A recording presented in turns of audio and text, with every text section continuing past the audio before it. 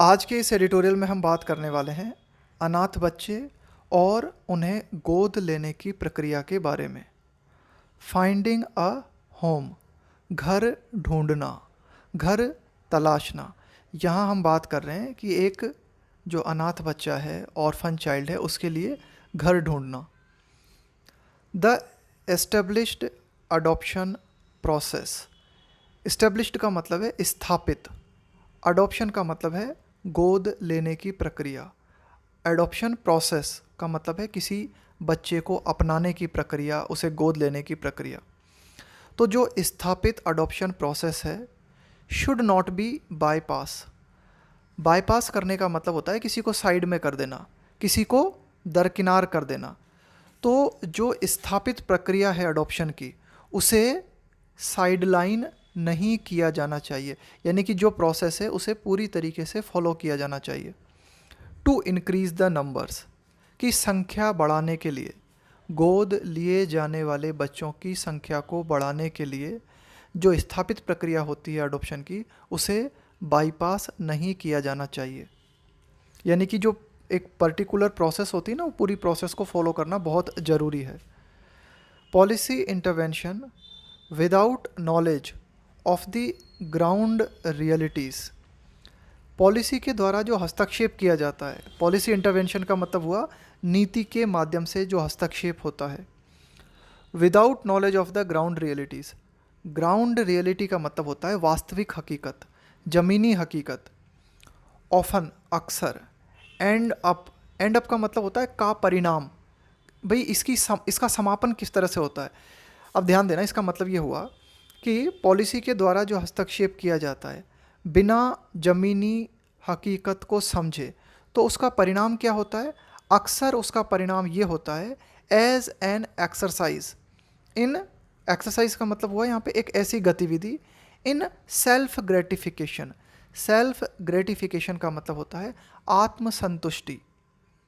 For those, यानी कि उन लोगों को आत्मसंतुष्टि मिल जाती है जो अथॉरिटी में हैं, जो पावर में हैं। एंड रिजल्ट्स इन, और परिणाम क्या निकलता है। लिटिल, लिटिल का मतलब होता है न के बराबर। लिटिल एक नेगेटिव मीनिंग देता है। और नो बेनिफिट, यानी कि उसका परिणाम न के बराबर निकलता है, या हम कह सकते हैं कि कोई फ़ायदा नहीं होता। फॉर द इंटेंडेड, देखो इंटेंड का मतलब होता है इरादा, इंटेंडेड का मतलब है कि जिनके लिए कोई काम किया गया है ना। For the intended target group. अब इस पूरी बात को समझने की कोशिश करना यहाँ से। इंटेंडेड टारगेट ग्रुप का मतलब हुआ, जैसे मान लो आप कोई योजना लेके आए हो, तो किस कम्युनिटी के लिए लेके आए हो, है ना, किस पर्टिकुलर ग्रुप के लिए लेके आए हो, तो उस पर्टिकुलर ग्रुप को कहा जाएगा इंटेंडेड टारगेट ग्रुप। यानी कि इनके लिए ये बनाई गई है ना, इनके लिए, है ना, इनके हितों की पूर्ति के लिए ये योजना बनाई गई है। तो यहाँ ये मतलब हुआ इसका कि ज़मीनी हकीकत को जाने बगैर जो नीतिगत हस्तक्षेप किए जाते हैं, उनका अक्सर परिणाम ये होता है कि ये जो पॉलिसी इंटरवेंशन है, ये एक ऐसी गतिविधि के रूप में दिखाई देता है। इससे क्या होता है कि जो अथॉरिटी में हैं उनको बस आत्मसंतुष्टि मिल जाती है, और अंतिम रिजल्ट जो होता है उसका, वो या तो कुछ होता ही नहीं है, या फिर उन लोगों को फ़ायदा नहीं हो पाता जिन लोगों के फ़ायदे के लिए काम किया गया है। Wanting to do good, wanting चाहना, टू डू गुड इसका मतलब हुआ कि अच्छा करना चाहना, यानी कि अच्छा करने की चाहत जो होती है। मस्ट बी मैच्ड बाय, वह मिलनी चाहिए। यानी कि ठीक है, आप कोई काम है और अच्छा काम करना चाह रहे हो, लेकिन वो अच्छा काम जो है वो मैच करना चाहिए किस चीज़ से। By knowing the right thing to do in the circumstance, कि जो परिस्थिति है उस पर्टिकुलर परिस्थिति में ठीक बात क्या है, उस ठीक बात को पहचानना और उसके अकॉर्डिंग एक्शन लेना, ये बहुत ज़रूरी है। ठीक है, आप अच्छा करना चाहते हो, अच्छे करने की जो चाहत है ये अच्छी बात है, लेकिन साथ ही साथ ये भी ध्यान रखना ज़रूरी है कि जो पर्टिकुलर परिस्थिति है उस परिस्थिति में क्या करना ठीक है। इस बात को भी आपको जो है जानना ज़रूरी है। And in the case of children, और अगर बच्चों की हम बात करें, बच्चों के संबंध में अगर हम बात करें, जहाँ तक बच्चों का मामला आता है, बी गाइडेड बाय, तो आपका जो भी एक्शन है, आपका जो भी प्लान है या आपकी जो भी नीति है, वह निर्देशित होनी चाहिए। गाइडेड बाय का मतलब है कि भाई आप डायरेक्शन कहाँ से प्राप्त करते हो। तो बच्चों के संबंध में अगर आप कोई डिसीजन लेने जा रहे हो तो उसके लिए आपको डायरेक्शन कहाँ से प्राप्त करने चाहिए? By child centric policies. तो आपको डायरेक्शन प्राप्त करने चाहिए ऐसी पॉलिसीज़ के माध्यम से जो कि चाइल्ड सेंट्रिक हैं, जो कि बच्चों पे केंद्रित हैं। वेदर वेदर कि क्या द रिसेंट रिकमेंडेशन, अभी हाल ही में कुछ सिफारिशें की गई हैं पार्लियामेंट्री पैनल के द्वारा। एक संसदीय, देखो पैनल का मतलब होता है एक्सपर्ट लोगों का समूह। तो अभी हाल ही में हमें क्या देखने को मिला है कि पार्लियामेंट के पैनल ने सिफारिश की है और उस सिफारिश में इस बात को कहा गया है टू ब्रिंग मोर एबंडन्ड चाइल्ड। देखो एबंडन का मतलब होता है जिसे त्याग दिया गया है। इसको शुद्ध हिंदी में हम बोलते हैं परित्यक्त। परित्यक्त का मतलब है किसी को त्याग देना। तो ऐसे बच्चे जिनको त्याग दिया गया है उनके संबंध में पार्लियामेंट्री पैनल ने कहा है कि ज़्यादा से ज़्यादा बच्चों को जो है लाया जाए इनटू द अडॉप्शन प्रोसेस। यानी कि ऐसे बच्चे जिनका कोई नहीं है, जो एबंडन्ड हैं, जो परित्यक्त हैं, यानी कि जो पूरी तरीके से अनाथ स्थिति में हैं, तो ऐसे ज़्यादा से ज़्यादा बच्चों को जो है अडॉप्शन प्रोसेस के अंतर्गत लाया जाए। यानी कि अगर इनको अपनाने वाले पेरेंट्स मिलते हैं, अभिभावक मिलते हैं, तो इस प्रक्रिया को जो है बढ़ाया जाए, अडॉप्शन प्रोसेस को। विल फुलफिल दीज पैरामीटर्स, तो यहाँ पे ये कहा गया है कि भाई ठीक है अडॉप्शन प्रोसेस के अंतर्गत ज़्यादा से ज़्यादा बच्चों को लाने चाहिए, लेकिन अडॉप्शन के लिए हमने जो पैरामीटर्स फिट किए हैं, जो मापदंड हैं, वो भी पूरे होने चाहिए।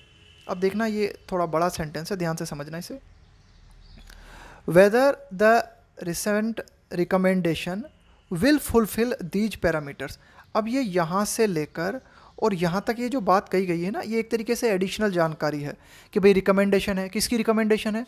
पार्लियामेंट्री पैनल की रिकमेंडेशन है। किस बात के लिए है रिकमेंडेशन? रिकमेंडेशन इस बात के लिए है कि ज़्यादा से ज़्यादा जो एबंडन्ड चिल्ड्रन हैं, ज़्यादा से ज़्यादा जो परित्यक्त बच्चे हैं, उन्हें अडॉप्शन की प्रक्रिया के अंतर्गत लाया जाए। तो ये एक एडिशनल जानकारी है। सेंटेंस हमारा ये है कि whether the recent recommendation will fulfil these parameters, कि अडॉप्शन की प्रक्रिया से जुड़े हुए जो पैरामीटर्स हैं उनको क्या ये रिकमेंडेशन फॉलो करेगी। इज एन इशू, तो ये एक ऐसा इशू है दैट वारंट्स, वारंट का मतलब होता है मेक नेसेसरी, किसी चीज़ को आवश्यक बना देना। That warrants further discussion, further का मतलब है कि भाई अब और आगे इसमें डिस्कशन की ज़रूरत है। तो ये जो बात कही गई है, ठीक है, पार्लियामेंट्री पैनल ने बहुत अच्छी बात कही है कि भाई ज़्यादा से ज़्यादा एबंडेंट चिल्ड्रन जो हैं उन्हें अडॉप्शन प्रोसेस के अंतर्गत लाया जाए। लेकिन ये जो सिफारिश रखी गई है, क्या ये उन पैरामीटर्स को पूरा करती है जो पैरामीटर्स चाइल्ड अडॉप्शन की प्रक्रिया के लिए रखे गए हैं? तो ये एक ऐसा मुद्दा है जो कि इस बात को ज़रूरी बनाता है कि इसके ऊपर और ज़्यादा डिस्कशन किए जाने की ज़रूरत है, और ज़्यादा विचार विमर्श किए जाने की ज़रूरत है ना। फर्दर का मतलब है कि भी और ऐड करना है इसमें। आगे देखते हैं। अ रिसेंट रिपोर्ट, एक नवीनतम report, review of guardianship and adoption loss, एक नवीनतम रिपोर्ट है। और वो रिपोर्ट किस बारे में है? रिव्यू, पुनरावलोकन करना। गार्जियनशिप का मतलब हो गया कि ये जो अभिभावक होते हैं ना, उसको बोलते हैं गार्जियन, तो अभिभावकता ये हो जाएगा गार्जियनशिप। एंड अडॉप्शन लॉ का मतलब हो गया कि ये जो बच्चों को अपनाया जाता है ना, उससे संबंधित जो कानून है, गोद लेने की प्रक्रिया से संबंधित जो कानून है। तो ये एक रिपोर्ट थी by the parliamentary standing committee. और ये रिपोर्ट किसके द्वारा दी गई? पार्लियामेंट्री स्टैंडिंग कमेटी है ना, एक संसद की कमेटी है, उस कमेटी के द्वारा है ना, संसदीय स्टैंडिंग कमेटी के द्वारा ये जो रिपोर्ट दी गई। और ऑन पर्सनल का मतलब हुआ यहाँ पे स्टाफ, पब्लिक ग्रीवेंसेस, सार्वजनिक जो शिकायतें हैं, एंड लॉ और कानून, तो इनसे संबंधित थी ये पूरी की पूरी ये जो रिपोर्ट आई। एंड जस्टिस, और साथ ही साथ न्याय। तो देखो ये जो रिपोर्ट दी गई, और ये इस रिपोर्ट का नाम था, इसका नाम था review of guardianship and adoption loss. और इसमें ये सारी बातें की गई है ना कि भाई कर्मचारी, इसके अलावा सार्वजनिक लोगों की शिकायतें, कानून और न्याय। तो इस रिपोर्ट ने हैज़ पॉइंटेड, इस रिपोर्ट ने इस ओर इशारा किया है, किस ओर? द ह्यूज मिसमैच, ह्यूज का मतलब है बहुत ही विशाल, बहुत ही बड़ा, mismatch between the number of people wanting to adopt, कि एक मिसमैच हमें देखने को मिलता है ना, कि भाई बहुत ही ज़्यादा जो है बेमेलता देखने को मिलती है। किस चीज़ के बीच में बेमेलता देखने को मिलती है? The number of people wanting to adopt children, लोगों की संख्या जो कि बच्चों को गोद लेना चाह रहे हैं, and the number of children legally available for adoption, और उन बच्चों की संख्या जो कि कानूनी रूप से अडॉप्शन के लिए हमारे पास अवेलेबल हैं, उपलब्ध हैं। तो इनमें एक जो है बहुत ही ज़्यादा मिसमैच देखने को मिलता है। यहाँ मिसमैच से मतलब हुआ कि भाई कई पेरेंट्स हमारे पास हैं जो कि बच्चों को गोद लेना चाहते हैं, लेकिन जो बच्चे हैं वो बहुत कम हैं, है ना, जो लीगली अवेलेबल हैं अडॉप्शन के लिए। साथ ही साथ इस रिपोर्ट ने ये भी जो है सुझाव दिया, ये भी बताया that the way to remedy, कि भाई इसका उपचार क्या है, इसका इलाज क्या है। द वे का मतलब है भाई तरीका क्या है, उपचार का क्या तरीका है। तो उपचार का तरीका जो है वो ये है, दैट वुड बी, उपचार का तरीका क्या होगा? वुड बी टू इंश्योर, ये सुनिश्चित करना, दैट ऑर्फन, कि जो अनाथ बच्चे हैं, एंड एबंडन्ड, एबंडन्ड है ना, और जो परित्यक्त बच्चे हैं, है ना, जिन्हें त्याग दिया गया है, children found begging on the street, कि जो भी ऑर्फन और जो भी एबंडन्ड चिल्ड्रन हैं जो कि गलियों पे भीख मांगते हुए पाए जाते हैं, found begging on the street, जो गलियों पे भीख मांगते हुए पाए जाते हैं, उन बच्चों को are made available for adoption at the earliest. At the earliest का मतलब होता है जितनी जल्दी हो सके, जितनी जल्दी हो सके इस तरह के बच्चों को अडॉप्शन के लिए अवेलेबल कराया जाए, ये बात भी कही गई। टू डू सो, ऐसा करने के लिए, यानी कि जो ऑर्फन और एबंडन्ड चिल्ड्रन है जो कि गलियों पे भीख मांगते हुए पाए जाते हैं, इन्हें अडॉप्शन की प्रक्रिया के अंतर्गत लाया जा सके, जल्द से जल्द इनका अडॉप्शन सुनिश्चित किया जा सके। ऐसा करने के लिए इट हैज़ सजेस्टेड, ये सुझाव दिया गया है, पीरियोडिक, पीरियोडिक का मतलब होता है एक रेगुलर अंतराल पे, है ना, time to time, district surveys, की एक नियमित अंतराल पे क्या किया जाए, जिलेवार सर्वे किए जाएं, टू आइडेंटिफाई चिल्ड्रन, बच्चों की पहचान के लिए, हु आर ऑर्फन्ड और एबंडन्ड, कि ऐसे बच्चे जो कि अनाथ हैं या फिर परित्यक्त हैं, इन बच्चों की पहचान के लिए जिलेवार टाइम टू टाइम जो है सर्वे किया जाए, इस बात का भी सुझाव दिया गया है। इस रिपोर्ट में ये भी आर्ग्यूमेंट दिया गया है, द रिपोर्ट आर्ग्यूड, है ना, इस रिपोर्ट में जो है ये भी कहा गया है that in a country with millions of orphans, कि ऐसा देश, भारत के लिए कहा गया है, जहाँ की लाखों की संख्या में ऑर्फन्स है, जहाँ की लाखों की संख्या में अनाथ बच्चे हैं, only 2430 children were available for adoption. अब देखो ये कितना ज़्यादा मिसमैच हमें देखने को मिल रहा है कि ऐसा देश जहाँ लाखों की संख्या में अनाथ बच्चे हैं, वहाँ अडॉप्शन के लिए सिर्फ 2430 बच्चे अवेलेबल हैं। इट इज़ ट्रू, ये बात सत्य है, that there are always more people wanting to adopt children than the number of children actually available for adoption. इसका मतलब ये हुआ कि ये बात बिल्कुल सत्य है कि वास्तव में उपलब्ध बच्चों की तुलना में हमेशा हमें ये देखने को मिलता है कि अधिक लोग बच्चों को गोद लेना चाहते हैं, यानी कि बच्चों को गोद लेने वाले जो पेरेंट्स हैं उनकी संख्या अधिक है, और जिन बच्चों को अडॉप्ट किया जाना है उनकी संख्या कम दिखाई देती है ना, रिपोर्ट्स की अगर हम बात करें तो उनमें, आंकड़ों की अगर हम बात करें तो उन आंकड़ों में। It has been so historically, it has been so का मतलब होता है ऐसा ही रहा है। ऐतिहासिक रूप से अगर हम देखें तो यही कंडीशन लगातार हम देखते रहे हैं कि गोद लेने वाले जो पेरेंट्स हैं उनकी संख्या हमेशा से ही ज़्यादा रही है और जो अडॉप्शन के लिए अवेलेबल है बच्चे हैं ना वो कम रहे हैं। बट द इंक्रीजिंग चाज़म, चाज़म का मतलब होता है यहाँ पे गैप, लेकिन ये जो बढ़ता हुआ गैप है पेरेंट्स और ये जो ऑर्फन चिल्ड्रन है इनके बीच जो बढ़ता हुआ गैप है, एज द रिपोर्ट इंडिकेट्स, जैसा कि रिपोर्ट दर्शाती है, तो ये जो गैप है विल अनडाउटली, इस बात में कोई शक नहीं है कि इस गैप के लिए ये जो प्रॉब्लम है इसको सॉल्व करना होगा। हैव टू का मतलब है कि भाई हमें इस बात को करना पड़ेगा, ये बात बहुत ही मस्ट है। एड्रेस का मतलब होता है समाधान करना, तो ये जो पूरी की पूरी प्रॉब्लम है इसका समाधान करना होगा, ऐसा भी हमारी रिपोर्ट कहती है। According to the report, report के अनुसार देर वर 27,939 प्रोस्पेक्टिव, प्रोस्पेक्टिव का मतलब है संभावित parents registered with the Central Adoption Resource Authority as on December 2021, कि दिसंबर 2021 की तक के आंकड़ों की अगर हम बात करें, ये लिखते हैं ना हम एज ऑन का मतलब होता है कि भाई यहाँ तक जो आंकड़े हमारे पास अवेलेबल हैं, तो दिसंबर 2021 तक के जो आंकड़े हैं उनके अनुसार जो सेंट्रल अडॉप्शन रिसोर्स अथॉरिटी है CARA है, इसके पास 27,939 संभावित पेरेंट्स जो है रजिस्टर हैं, यानी कि इतने पेरेंट्स ने अपना रजिस्ट्रेशन करवाया है CARA में। इन पेरेंट्स का कहना है कि भाई हम जो है बच्चों को अडॉप्ट करने के लिए तैयार हैं।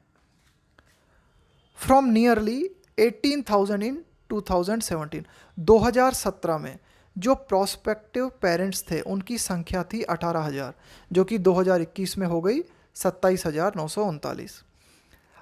अब देखो कितना ज़्यादा मिसमैच है। देर वर 6,996 ऑर्फन्ड, abandoned and surrendered children residing in child care institutions considered adoptable। देखो कंसीडर करने का मतलब होता है किसी चीज़ को मानना। कंसिडर्ड अडॉप्टेबल यानी कि जिन बच्चों को अडॉप्ट करने के लायक माना गया है ना, तो चाइल्ड केयर इंस्टीट्यूशंस जो हैं उनमें कितने बच्चे रह रहे थे? सिर्फ 6,996 बच्चे। देखो ऑर्फन का मतलब हुआ जो अनाथ है बच्चा, जिसके माता पिता जो है वे नहीं है ना, उनकी डेथ हो गई है या किसी भी कारण से वो बच्चा अनाथ है। एबंडेंट का मतलब है जैसे मान लो कि पेरेंट्स ने ही है ना अपने बच्चे को जो है त्याग दिया है ना, किसी भी कारणवश हो सकता है उसको छोड़ के चले गए है ना, कोई एक बच्चा है उसे जो कहीं भी छोड़ के चले गए तो उसको क्या कहेंगे? परित्यक्त। सरेंडर्ड, आपको कहीं कोई बच्चा मिलता है ना, अनाथ बच्चा मिलता है, उसको आपने जो है सरेंडर कर दिया कि भाई आपने उसे प्रॉपर जो चाइल्ड केयर सेंटर है वहाँ पे पहुँचा दिया। तो ये जो ऑर्फन्ड हैं, एबंडेंट हैं या फिर जो सरेंडर चिल्ड्रन है, इनकी संख्या कितनी थी? 6,996, जो कि चाइल्ड केयर इंस्टीट्यूशन में रह रहे थे और जिन्हें अडॉप्टेबल माना गया, कंसिडर्ड अडॉप्टेबल है ना। भाई देखो अडॉप्टेशन के लिए क्या है कि कुछ रूल्स एंड रेगुलेशंस निर्धारित किए गए हैं कि बच्चे की उम्र कितनी होनी चाहिए, और पेरेंट्स के लिए भी जो है कुछ क्राइटेरिया निर्धारित किए गए हैं। तो इस तरह से कितने बच्चे थे हमारे पास? 6,996। जबकि आगे देखते हैं, but only 2,430 were declared legally free for adoption. अब देखो इन 6,996 से भी मात्र 2,430 बच्चे जो थे उनके बारे में ये घोषित किया गया कि इन्हें कानूनी रूप से अडॉप्ट किया जा सकता है। Were declared legally free for adoption by child welfare committee, कि चाइल्ड वेलफेयर कमेटी जो हैं इनके द्वारा इन 6,996 बच्चों में से भी मात्र 2,430 बच्चों को ही कानूनी रूप से अडॉप्शन के योग्य माना गया। तो देखो कितना ज़्यादा मिसमैच है, कहाँ सिर्फ बच्चे कितने कम हैं और इनको जो प्रोस्पेक्टिव पेरेंट्स हैं ये कितने ज़्यादा हैं। It claimed that waiting time for adoption had increased to 3 years from 1 year. इस बात का भी दावा किया गया कि जो वेटिंग टाइम होता है भाई, अडॉप्शन की एक पूरी की पूरी प्रक्रिया होती है, तो उसमें जो वेटिंग टाइम है, जो पेरेंट्स को जो इंतज़ार करना पड़ता है, उसे और ज़्यादा बढ़ा दिया गया था, 2-3 years फ्रॉम 1 year। पहले अगर आप किसी बच्चे को अडॉप्ट करना चाहते हो तो उसके लिए प्रक्रिया में कितना समय लग जाता था, 1 साल। अब उसको बढ़ा के 3 साल कर दिया गया था। इन द पास्ट 5 years, पिछले 5 वर्षों के दौरान जो वेटिंग टाइम है अडॉप्शन का, उसे 1 साल से बढ़ा के 3 साल कर दिया गया। The total number of children adopted in 2021-22 was only 3175। देखो यहाँ पे ये जो वाज लगाया है ना हमने, ये वाज आया है इस चीज़ के लिए, नंबर के लिए। यहाँ पे टोटल नंबर ऑफ चिल्ड्रन, बच्चों की संख्या। तो ये जो संख्या है ना आपका, ये जो नंबर है, ये है आपका यहाँ पे subject. Total number of children adopted in 2021-22 was only, तो बच्चों की संख्या कितनी थी, मात्र 3175। 2021-22 में जिन बच्चों को अडॉप्ट किया गया, उन बच्चों की संख्या कितनी थी, वो संख्या थी 3175। But the process of adoption in the country was tightened. Adoption की जो प्रक्रिया है, यानी कि देश में गोद लेने की जो प्रक्रिया है, उसे और कड़ा किया गया और कठोर बनाया गया, प्रोसीजरली एंड लीगली। यानी कि जो प्रोसीजर होता है, जो प्रक्रिया होती है अडॉप्शन की, उसको भी और ज़्यादा कठोर बनाया गया है, और कानूनी रूप से भी इस पूरी प्रक्रिया को और ज़्यादा कठोर बनाया गया है। इन रिस्पॉन्स टू का मतलब होता है को प्रतिक्रिया देते हुए। रैम्पेंट, देखो रैम्पेंट का मतलब होता है कोई भी एक्टिविटी जो अनियंत्रित रूप से जारी है ना, कोई भी एक्टिविटी जो एक बड़े पैमाने पर अनियंत्रित रूप से जारी है। जैसे हम कह सकते हैं कि देश में रैम्पेंट करप्शन है, यानी कि करप्शन जो है वो बहुत ही व्यापक रूप से और हर जगह हमें देखने को मिल रहा है ना, बिल्कुल अनकंट्रोल्ड वे में देखने को मिल रहा है। तो in response to rampant malpractices, malpractice का मतलब होता है कि भाई आपका गलत आचरण है ना, कोई गलत है ना, गलत प्रक्रिया। And inter country adoption racket, देखो जब हम रैकेट की बात करते हैं तो रैकेट का मतलब होता है एक तरीके से कि कोई भी गैर कानूनी प्रक्रिया, कोई भी एक गैर कानूनी प्रोसेस होती है, इसके तहत आप क्या कर रहे हो कि भाई पर्सनल बेनिफिट के लिए जो है कोई गलत काम कर रहे हो, उसको कहेंगे रैकेट। जैसे सेक्स रैकेट होते हैं, तो उसमें क्या किया जाता है, महिलाएं हैं या बच्चे हैं, उन्हें जो है सेक्स के लिए इधर से उधर बेचा जाता है। तो इस तरह से किसी भी तरह के रैकेट हो सकते हैं। तो यहाँ पे क्या कहा गया है कि अडॉप्शन की जो प्रक्रिया है, देखो यहाँ अडॉप्शन में भी कई बार ये देखने को मिलता है, इस तरह की गलत प्रक्रियाएं देखने को मिलती हैं कि चाइल्ड को अडॉप्ट कर लिया गया और फिर उसका जो है सेक्सुअल एक्सप्लॉइटेशन देखने को मिला, या उसे कहीं और ले जाकर बेच दिया गया है ना, इस तरह की कई केसेस सामने आते हैं। तो इन रेस्पॉन्स टू का मतलब है रैम्पेंट मेल प्रैक्टिसेस, कि बड़े पैमाने पर गलत गतिविधियों को देखते हुए। और इंटर कंट्री का मतलब है देशों के बीच में, और विभिन्न देशों के बीच ये जो अडॉप्शन रैकेट चल रहे हैं, इनको देखते हुए अडॉप्शन की जो प्रोसेस है उसे और टाइट किया गया कानूनी रूप से भी, और इसकी प्रक्रिया को भी और जो है सख्त बनाया गया। देखो इस प्रोसेस का मतलब यही है कि जो पेरेंट्स बच्चे को गोद लेना चाह रहे हैं, उनकी ठीक तरह से जांच करना कि क्या ये बच्चे की देखभाल कर सकते हैं, उनके इंटेंशन को जानने की कोशिश करना है ना, और बच्चा वहाँ सुरक्षित रहेगा, इस बात को सुनिश्चित करना। तो ये है पूरी की पूरी प्रक्रिया। CARA, CARA है ना, वाज इंस्टॉल्ड। अब ये CARA की फुल फॉर्म देखी थी ना हमने, अभी ऊपर आई थी, ये रही, सेंट्रल अडॉप्शन रिसोर्स अथॉरिटी है ना, कि एक अथॉरिटी बनाई गई है, एक इकाई बनाई गई है, CARA एक बॉडी निर्मित की गई है। वाज इंस्टॉल्ड, इसे स्थापित किया गया, क्यों लाया गया इसे, एज द नोडल बॉडी। देखो नोडल सेंटर का मतलब क्या होता है, एक नोडल बॉडी का मतलब होता है एक संयोजक इकाई, यानी कि नोडल निकाय का मतलब है यहाँ पे सारी जो सूचनाएं हैं, वे सूचनाएं जो हैं उनको प्रोसेस किया जाता है, और यहाँ से सारे जो है डायरेक्शंस दिए जाते हैं। जैसे मान लो कि कोई जैसे सेना के द्वारा एक ऑपरेशन चलाया जा रहा है और समुद्र की निगरानी की जा रही है, तो एक सेंटर जो है उसको नोडल सेंटर बना दिया जाएगा। अब जितनी भी यूनिट्स हैं जो कि समुद्र की निगरानी कर रही हैं, वे अपनी सूचनाओं को इस नोडल सेंटर में भेजेंगी, है ना। तो ये होता है नोडल सेंटर का मतलब, कि आपने क्या किया, एक सेंटर बना दिया और यहाँ पर जो है प्रत्येक संबंधित इकाई अपनी रिपोर्ट भेजेगी। तो CARA को एक नोडल बॉडी के रूप में स्थापित किया गया था for in country and inter country adoptions, कि देश के भीतर होने वाले और देश के बाहर होने वाले जो भी अडॉप्शंस हैं, इनके लिए नोडल इकाई बनाया गया CARA को। और क्यों बनाया गया, ताकि CARA के माध्यम से ये जो अडॉप्शन की प्रोसेस है इसको मॉनिटर किया जा सके, इसकी निगरानी की जा सके एंड रेगुलेट द प्रोसेस, और ये जो पूरी की पूरी प्रक्रिया है इसे नियंत्रित किया जा सके, कंट्रोल किया जा सके। इंश्योरिंग, ये सुनिश्चित करते हुए, इंश्योरिंग थ्रू स्ट्रिंजेंट रूल्स। अब देखो CARA ठीक है, रेगुलेट करेगी, मॉनिटर करेगी, लेकिन किस चीज़ से रेगुलेट करेगी, किस चीज़ से मॉनिटर करेगी, थ्रू का मतलब है के माध्यम से। स्ट्रिंजेंट रूल्स का मतलब है कठोर नियम। That the adoption is in the best interest of the child, कि जो अडॉप्शन की प्रोसेस है वह बच्चे के लिए अधिक से अधिक हितपूर्ण है, ये सुनिश्चित करना जो है तय किया गया। ठीक है, कि भाई कड़े नियमों के माध्यम से ये सुनिश्चित करना कि जो अडॉप्शन हो रहा है बच्चे का, वो अडॉप्शन बच्चे का सर्वोत्तम हित है ना, उसके बेस्ट इंटरेस्ट में है ना, तो इस बात को देखना।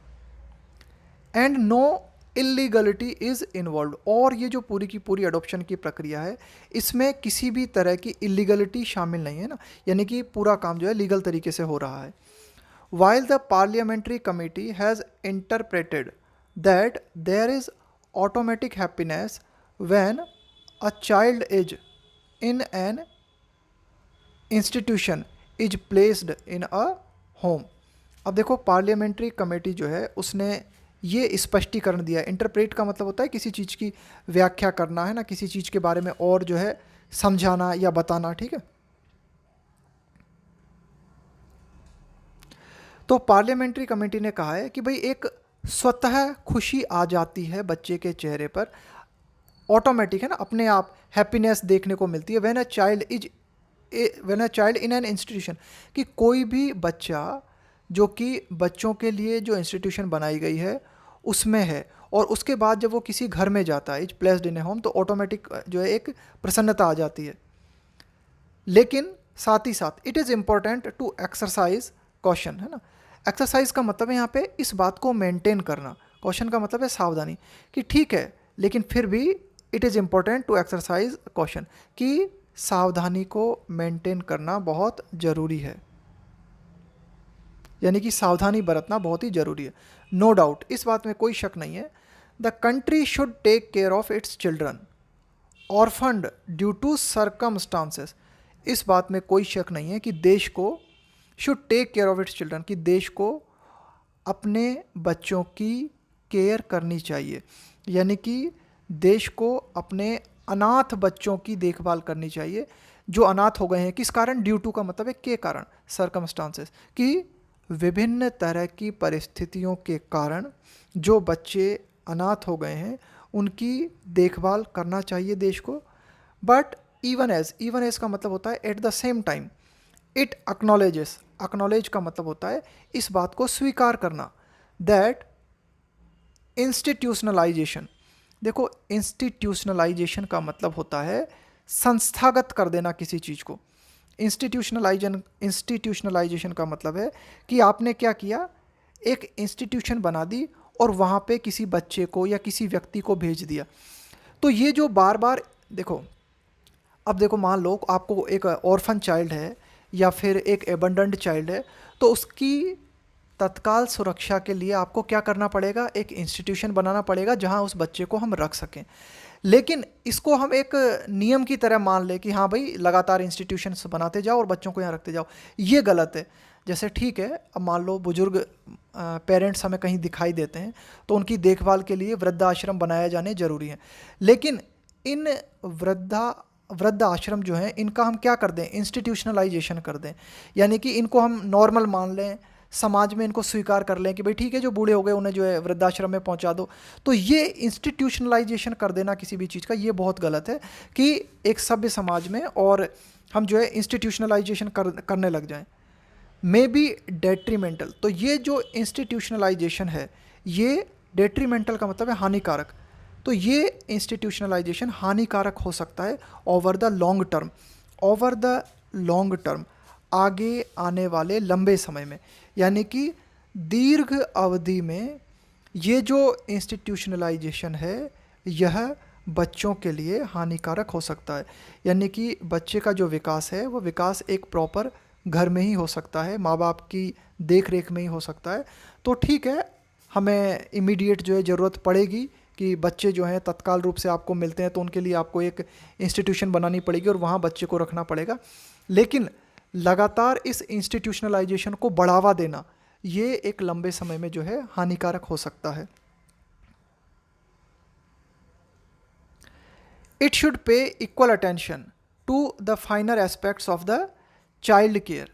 It should pay equal attention कि टू द फाइनर एस्पेक्ट, यहाँ फाइनर एस्पेक्ट्स का मतलब हुआ सूक्ष्म पहलू, कि चाइल्ड केयर से जुड़े हुए जो बारीक पहलू हैं, जो सूक्ष्म पहलू हैं, उन पर भी बराबर रूप से ध्यान दिया जाना चाहिए। And allow itself to be guided. तो ये जो आप कह सकते हो कि जो इंस्टीट्यूशन हमने बनाई है बच्चों की देखरेख के लिए, उसे जो है बच्चों के जो सूक्ष्म पहलू हैं उन पर भी ध्यान देना चाहिए, है ना। और to be guided by, to be guided by का मतलब होता है से निर्देशित होना, यानी कि आप अपने इंस्ट्रक्शंस कहाँ से प्राप्त करते हो। जैसे हम कह सकते हैं कि भाई हमें जो है देश को चलाने के लिए कहाँ से जो है हमें गाइडेड होना चाहिए, संविधान से, है ना। संविधान से जो है दिशा निर्देश प्राप्त करने चाहिए। तो ठीक इसी तरह से चाइल्ड केयर से संबंधित जो इंस्टीट्यूशंस हैं उनको कहाँ से जो है गाइडेंस लेनी चाहिए, by a child centric philosophy, ऐसा है ना, बाल केंद्रित दर्शन, ऐसी फिलॉसफी जो बच्चे से आधारित है, यानी कि बच्चों की पूरी साइकोलॉजी को समझना, बच्चों के दिमाग को समझना, बच्चे के लिए क्या ज़रूरी है, क्या उसके लिए हानिकारक है। तो ये जो पूरी की पूरी फिलॉसफी है, इस पूरी फिलॉसफी से गाइडेंस प्राप्त करना चाहिए और चाइल्ड केयर से जुड़े हुए जो भी सूक्ष्म पहलू हैं उन पर भी ध्यान दिया जाना चाहिए। There are no shortcuts in ensuring, इस बात के कोई शॉर्टकट्स नहीं है। शॉर्टकट का मतलब एक छोटा रास्ता, इन इंश्योरिंग ये सुनिश्चित करने का।